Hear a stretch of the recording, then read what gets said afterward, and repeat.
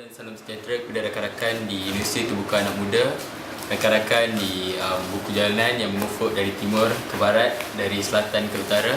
Jadi di sini pada hari ini saya ingin pertama-tama sekali ingin meminta maaf kerana pada hari itu siaran secara langsung tergendala. Jadi saya akan merakam video ini untuk membalas semula waktu yang tertunda tempoh hari kerana talian internet yang tidak begitu bagus. Jadi pada hari ini saya akan berbicara tentang syarahan tentang membaca sebagai aksi pembebasan. Jadi di sini pemaknaan tentang membaca itu sendiri memerlukan pentafsiran semula. Membaca apa dan membaca pada jalur apa. Jadi di sini untuk memahami membaca, aksi membaca itu bagi saya memilih membaca itu sebagai satu aksi politik. Di mana aksi politik di mana ianya satu perlakuan yang berterusan yang sentiasa akan bertembung dengan kekuasaan. Ini kita boleh lihat syarahan ini berkembang dari mana pada permulaannya saya akan berbicara tentang bagaimana pentafsiran semula aksi membaca ini.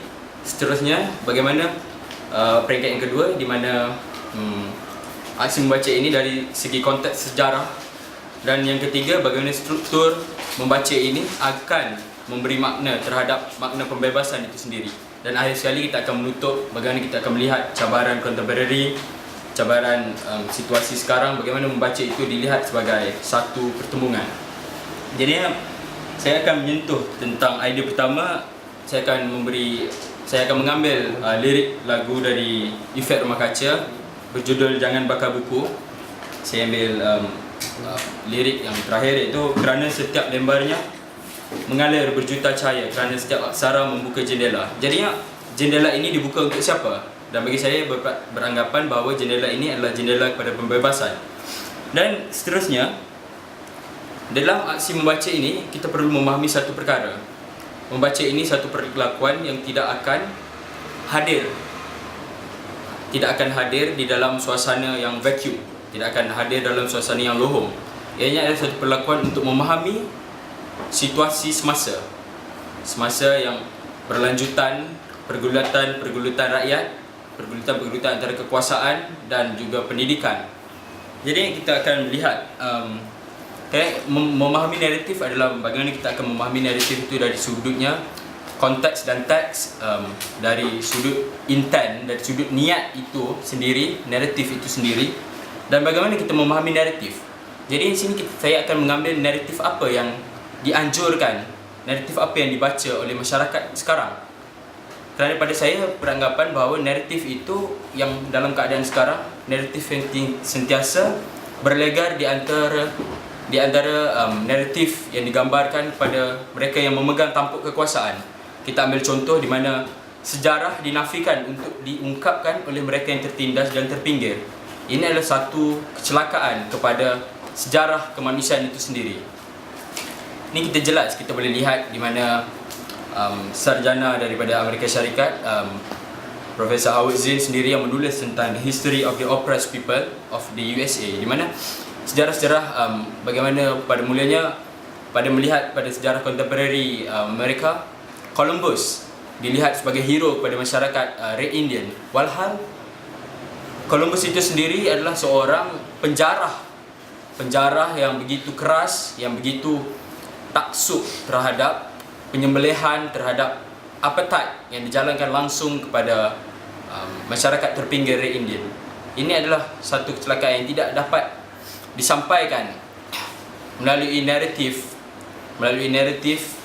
yang didoktrinkan kepada massa. Dan ini adalah salah satu sebab mengapa aksi membaca sebagai aksi pembebasan ini amat penting untuk kita ungkapkan, untuk kita bincangkan, untuk kita telusuri dari semasa ke semasa. Kerana jalur-jalur aksi membaca ini bukan sekadar aksi sekadar membaca. Kita perlu lihat konteks membaca ini sebagai satu aksi pembebasan. Dan aksi membaca ini bukan sekadar melihat pada kecelekan kemampuan seseorang itu menjadi tidak buta huruf, jadi celik dan mampu membaca. Ini tidak. Ini adalah persoalan di mana secara jelas keupayaan kita untuk melihat naratif itu berlegar luar kerangka membaca transkrip itu sendiri, sebaliknya membaca situasi masyarakat itu sendiri, melihat bagaimana mereka menafsirkan situasi yang berlaku dalam keadaan mereka sendiri. Itu adalah amat penting. Itu adalah aksi membaca sebagai aksi pembebasan yang perlu kita terapkan.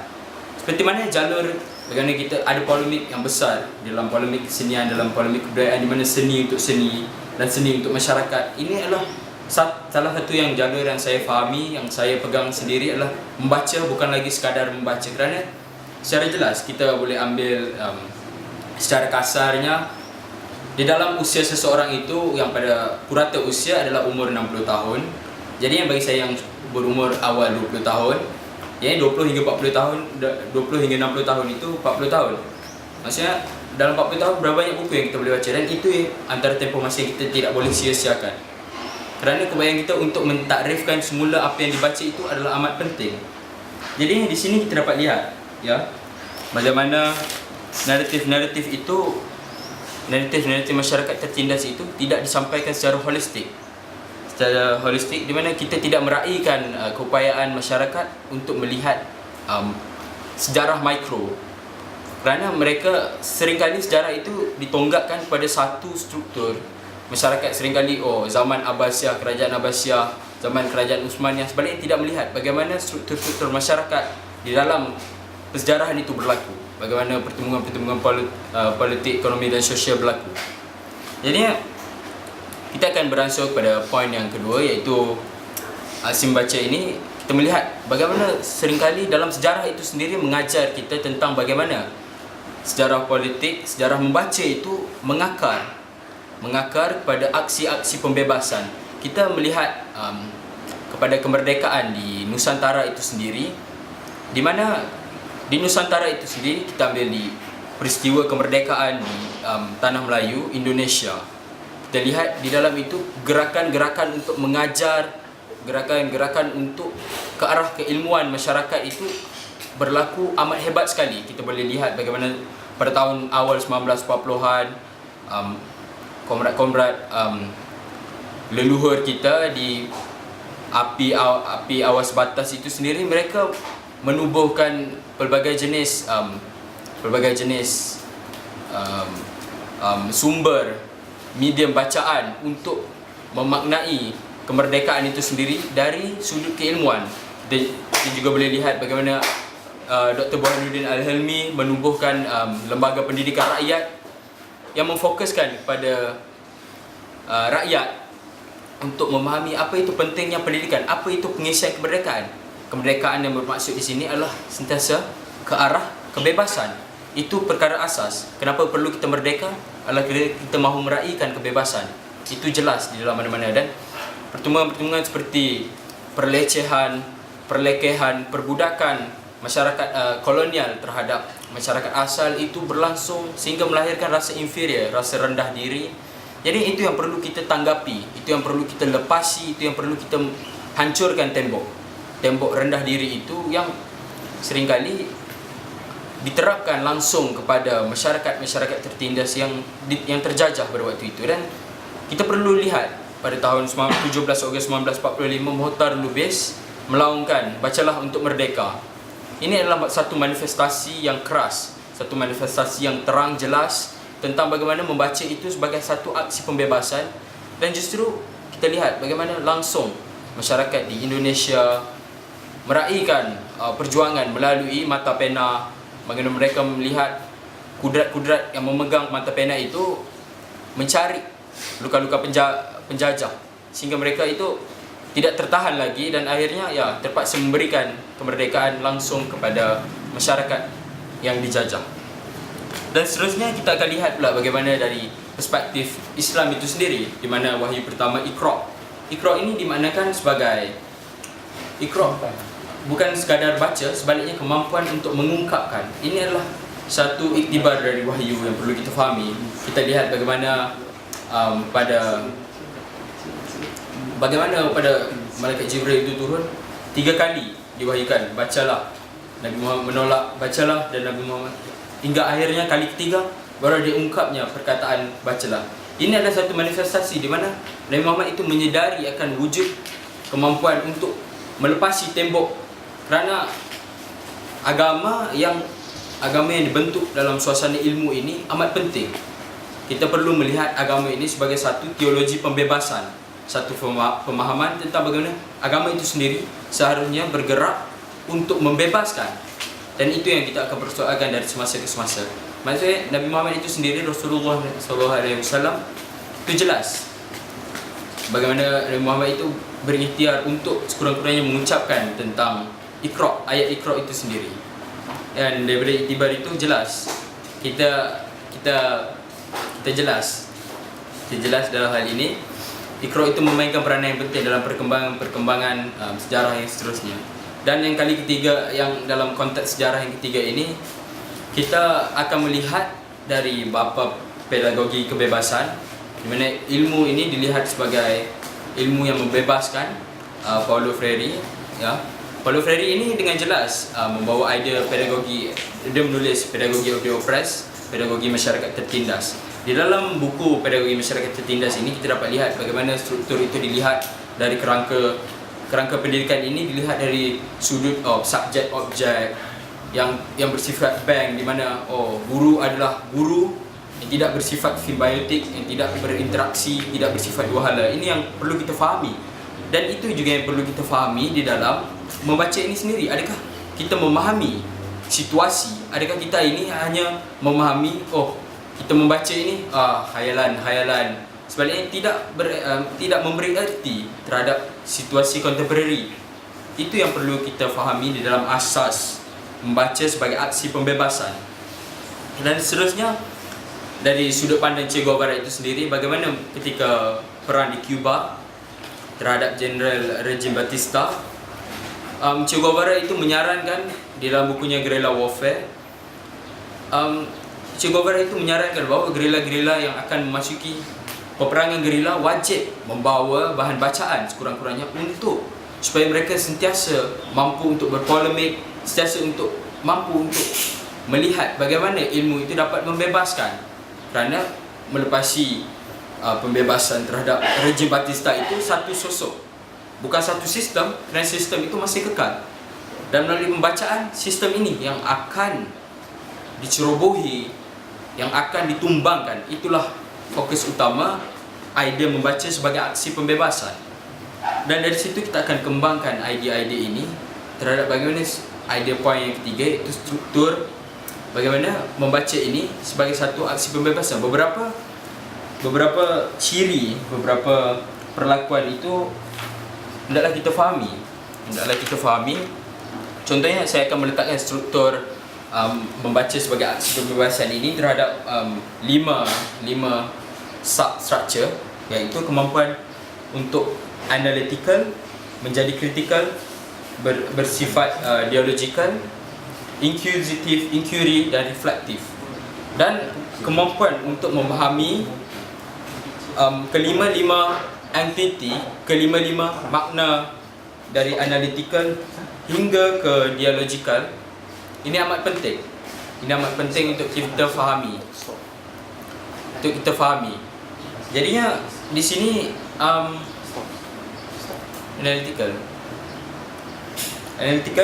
yang jelas, iaitu analytical kita ambil di mana Freire itu melihat bagaimana kita berjaya kita berjaya melakukan provokasi terhadap masyarakat. Bagaimana kita ingin menaikkan rasa ingin tahu masyarakat dengan menggabungkan nilai seni. Contohnya pada awal-awal Freire menggabungkan ini. Dan perkara yang ketiga yang perlu kita fahami selepas kita melihat bagaimana persoalan-persoalan membaca itu sebagai aksi pembebasan, seterusnya kita melihat bagaimana di dalam konteks sejarah itu aksi membaca itu diberikan makna. Dan beralih pada poin yang ketiga, kepada isi utama syarahan kita ini adalah bagaimana struktur membaca itu sebagai aksi pembebasan diberi makna. Kita boleh lihat bagaimana struktur membaca ini saya klasifikasikan, saya pecahkan kepada 5 entiti utama, struktur utama untuk memahamkan kita tentang aksi-aksi membaca ini. Kita dapat lihat bagaimana sifat-sifat seperti analytical, critical, dialogical, reflektif dan inquiry itu akan membentuk satu pemahaman baru tentang erti membaca itu sebagai satu aksi pembebasan. Jadi kita akan menggabungkan bagaimana perspektif sejarah itu dalam struktur membaca itu sebagai aksi pembebasan. Yang pertama sekali kita akan sentuh tentang bagaimana entiti analytical itu dapat memberikan makna baru terhadap membaca itu sebagai aksi pembebasan. Kita dapat lihat bagaimana pada awal-awal Freire itu menggabungkan nilai-nilai seni untuk memberikan satu wacana baru tentang erti membaca. Kerana bagi Freire, membaca itu secara metaforanya, semua orang mempunyai satu sifat kebutaan. Kita tidak dapat memahami keseluruhannya. Dan di sinilah kekuatan idea entiti analytical ini, aksi analytical ini memberi erti. Di sini kita dapat lihat bagaimana awal-awal Freire menggabungkan nilai seni dengan bersama rakannya seorang pengarca. Beliau Freire meminta untuk rakannya seorang pengarca ini untuk membuat arca tentang simbolisme yang menampilkan tentang kekuasaan, tentang politik dan secara arca itu, dan melihat dan meminta untuk masyarakat-masyarakat yang terpinggir ini untuk mengungkapkan apa yang mereka fahami. Ini berjaya menaikkan rasa analytical. Maksudnya, contohnya kita dapat melihat satu jenis arca ini, apa yang kita rasa melalui pengungkapan itu. Bagaimana kita dapat memahami simbolisme arca itu dari perspektif kita sendiri. Contohnya bagi seorang masyarakat yang terdoktrin, kita dapat lihat bahawa satu simbolisme seperti, kita ambil contoh Guernica, satu lukisan yang ditayangkan, yang dipaparkan di balik PBB itu, di mana Guernica ini dilukis oleh seorang pelukis yang terkenal, Van Gogh. Van Gogh ini melukis kerana Guernica ini menggambarkan bagaimana keperitan peperangan itu. Dan itulah pengungkapan yang lahir dari penghasilan arca itu juga. Pengungkapan yang analytical terhadap apa yang dialami oleh mereka itu sendiri. Dan ini yang mahu dipacu oleh Freire di dalam asasnya, bagaimana mahu masyarakat itu bersikap analytical terhadap apa yang mereka baca.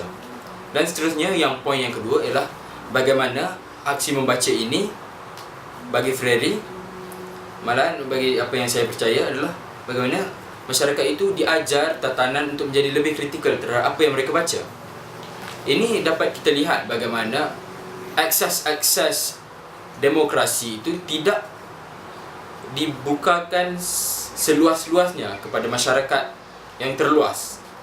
Kita dapat lihat bagaimana pada awal 70-an, awal 60-an, ketika fasa Freire mula bereksperimentasi dengan idea membaca itu, adalah untuk menggalakkan masyarakatnya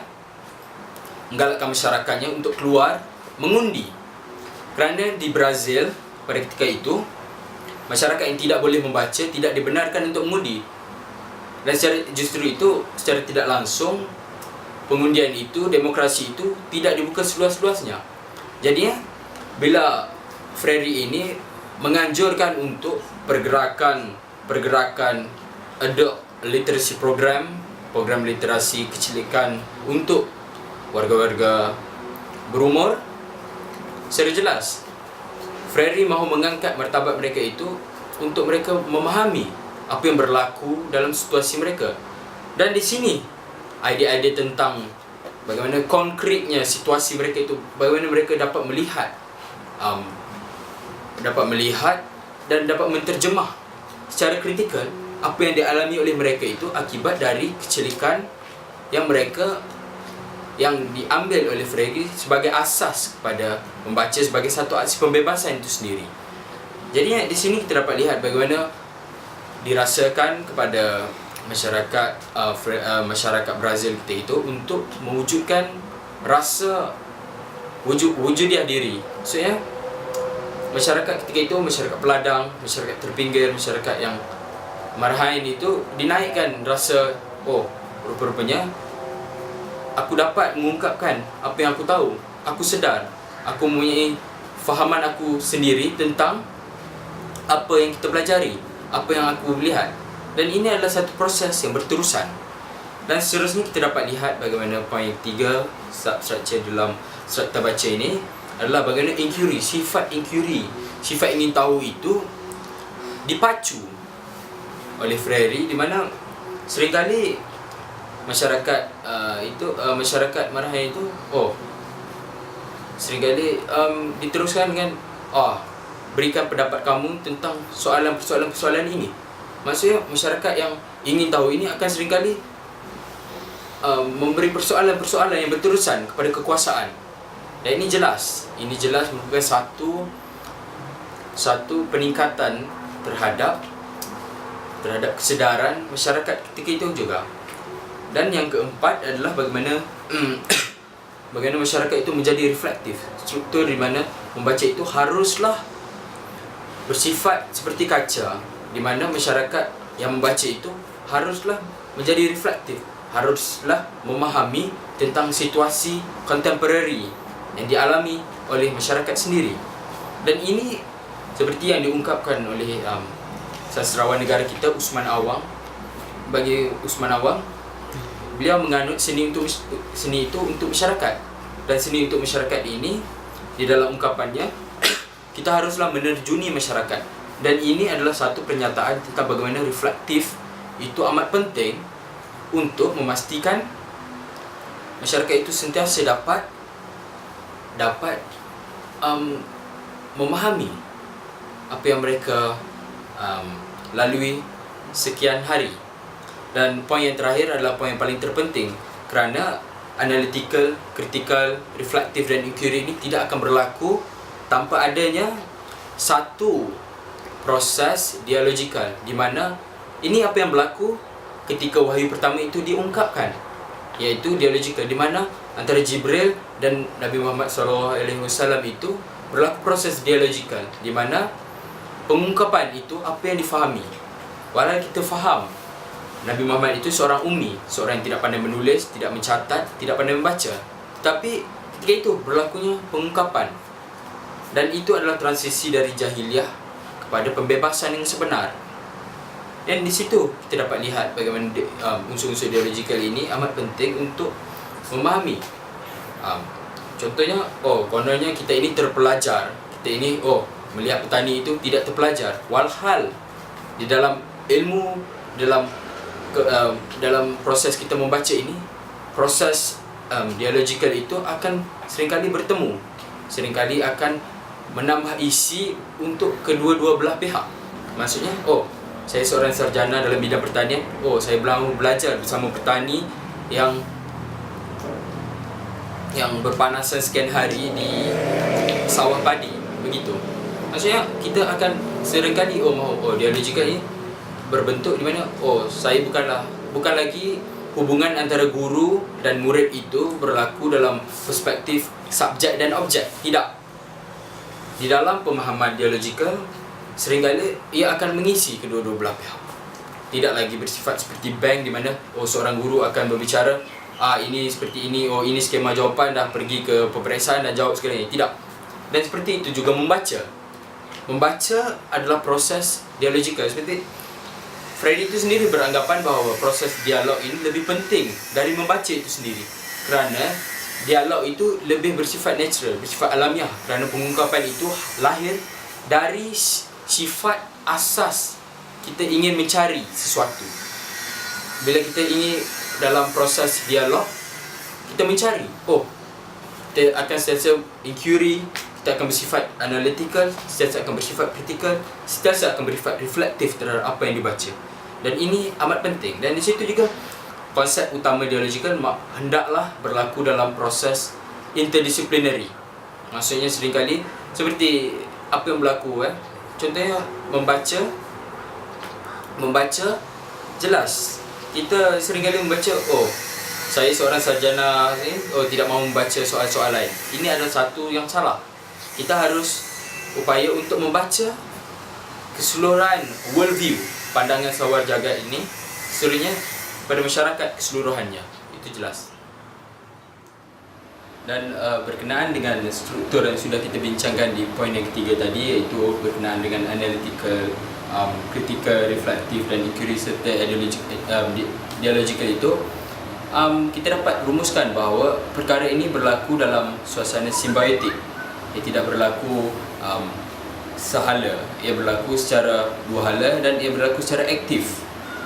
Okey, dan sekian ini saya akan terus langsung ke penutup, di mana kita akan membincangkan soal ini di dalam bagaimana kita melihat halangan-halangan dan cabaran di dalam dunia seni itu sendiri, dan cabaran dalam membaca erti seni itu sendiri, dan melihat bagaimana karya sastra itu memainkan peranan, memberikan iktibar terhadap bagaimana pemerasan terhadap budaya membaca itu dilakukan di dalam fiction. Walaupun apa yang saya ungkapkan ini berlaku dalam fiction, sebaliknya ia adalah satu manifestasi apa yang berlaku dalam kehidupan sebenar.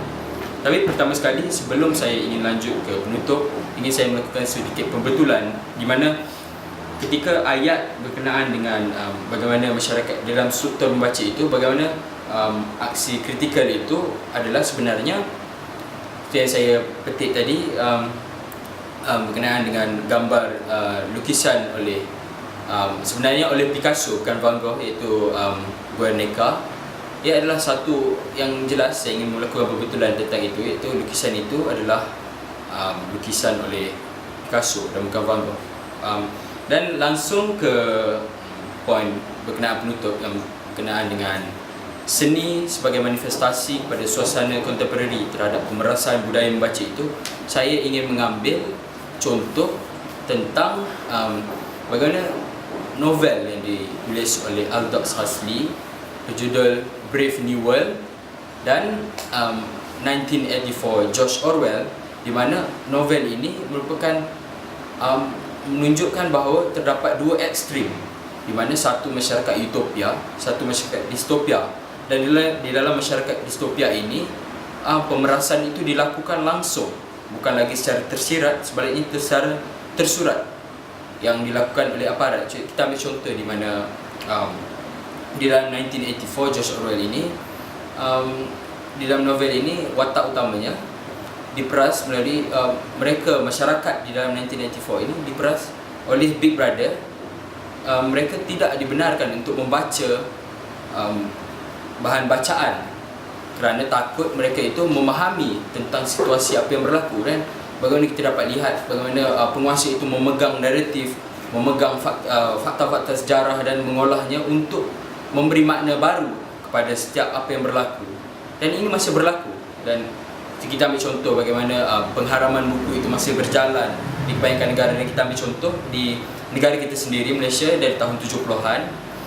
Kita dapat lihat bagaimana pada 70-an hingga zaman sekarang hampir 1,500 buah judul buku bahan bacaan diharamkan. Dan ia bukanlah bersifat kerana seks atau tidak, sebaliknya kerana berlaku pengharaman tentang keengganan kita untuk melihat pertumbuhan pemikiran itu berjalan.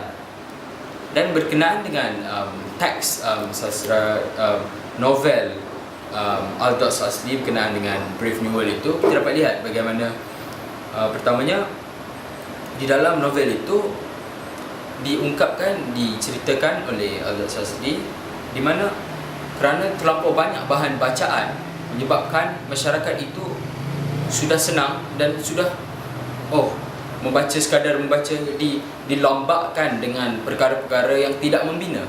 Dan ini berlaku contohnya di internet. Walaupun masih membaca, tetapi membaca untuk apa? Dan jelas ia bukannya aksi untuk membaca untuk pembebasan, sebaliknya membaca untuk mengaburkan. Dan jelas, dan ini adalah satu cabaran-cabaran yang perlu kita hadapi. Dan seterusnya, ingin saya konklusikan bahawa keseluruhan aksi membaca ini sebagai aksi pembebasan, kita perlu jelas membaca ini asasnya adakah untuk memberi nikmat ataupun sekadar memberi nikmat, ataupun tegarnya patut memberi manfaat. Dan jelas, seterusnya ingin saya langsung menutup syarahan ini dengan memberi kata penghargaan pada rakan-rakan dari Universiti Terbuka Anak Muda, rakan-rakan dari perjalanan, rakan-rakan yang sudi untuk merakam video ini, syarahan. Dan akhir sekali ingin saya mengambil kata pujangga dari perjalanan itu sendiri, memberi ilmu, mengakar pengetahuan. Selamat. Bateri nak habis. Bateri nak.